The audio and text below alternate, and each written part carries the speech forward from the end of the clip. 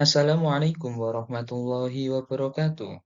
Perkenalkan, nama saya Bahrul Ilmi Idul Fahmi, mahasiswa Pascasarjana UIN Ponorogo. Di sini saya akan mempresentasikan dengan judul artikel Telaah Pentingnya Pendidikan Al-Quran dalam Kehidupan Masyarakat di Kitab Tadris Tarbiyah Islamiyah, karya Hashim Ja'far dan Kamaluddin Muhammad. Pendahuluan. Al-Quran merupakan sumber primer hukum Islam bersama sunnah.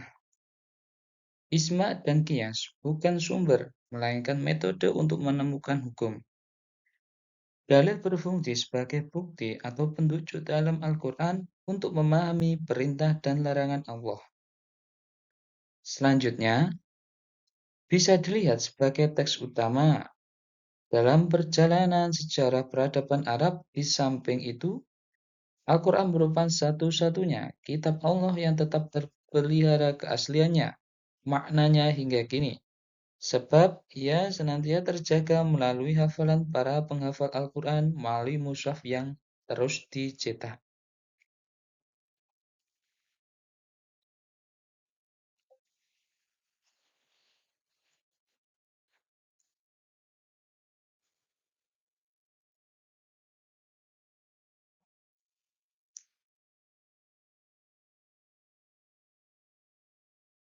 Metode penelitian Metode penelitian dalam menurut artikel ini adalah menggunakan metode penelitian kepustakaan atau library research.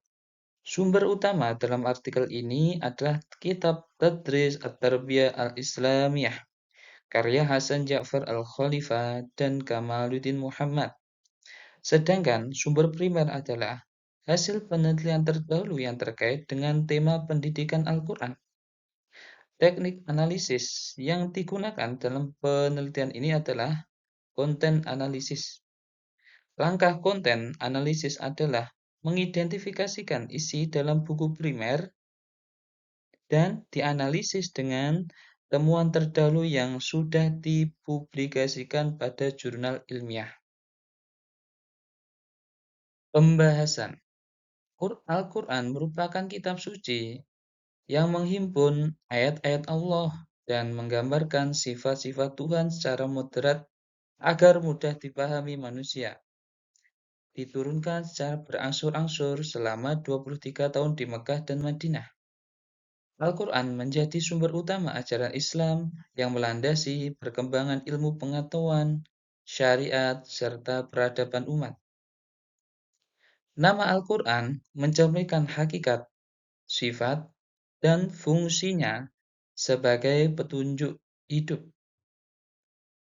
Sebagai dasar pendidikan Islam, Al-Quran bertujuan membentuk manusia paripurna atau insan kamil yang bertakwa atau mutakun, selaras dengan tujuan pendidikan nasional yang mencetak manusia beriman, bertakwa, dan berkepribadian luhur.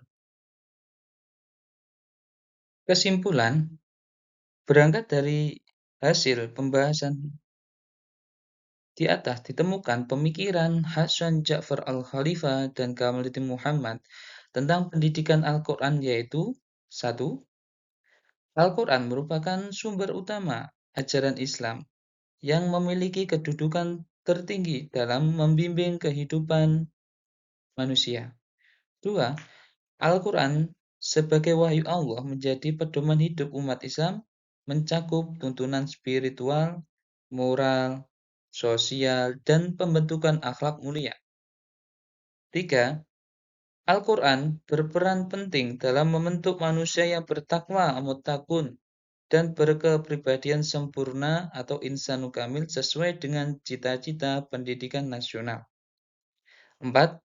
Nilai-nilai yang terkandung di dalamnya menjadi fondasi dalam membangun peradaban yang berilmu, beretika, dan berkeadilan. 5. Penerapan nilai-nilai Al-Quran secara konsisten dalam kehidupan pribadi maupun sosial akan melahirkan generasi yang berakhlak, berpengetahuan, dan mampu mewujudkan masyarakat yang harmonis, dan sejahtera. Berangkat dari pemikiran Hasan Ja'far al-Khalifah dan Kamaluddin Muhammad, dapat disimpulkan bahwa pendidikan Al-Quran memiliki peran yang sangat fundamental dalam membentuk karakter dan peradaban manusia. Al-Quran bukan hanya sumber utama ajaran Islam, tetapi juga pedoman hidup yang mencakup seluruh dimensi kehidupan, spiritual, moral, sosial, dan akhlak. Melalui pendidikan berbasis Al-Quran, manusia diarahkan untuk menjadi pribadi yang bertakwa, berilmu, dan berkepribadian sempurna atau insanun kamil.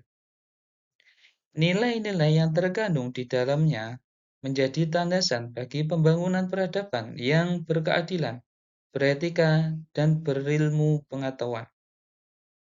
Dengan menerapkan ajaran Al-Quran secara konsisten dalam kehidupan pribadi maupun sosial, akan lahir generasi yang berakhlak mulia, berpengetahuan luas, serta mewujudkan masyarakat yang harmonis, sejahtera, sesuai dengan tujuan pendidikan Islam dan cita-cita pendidikan nasional.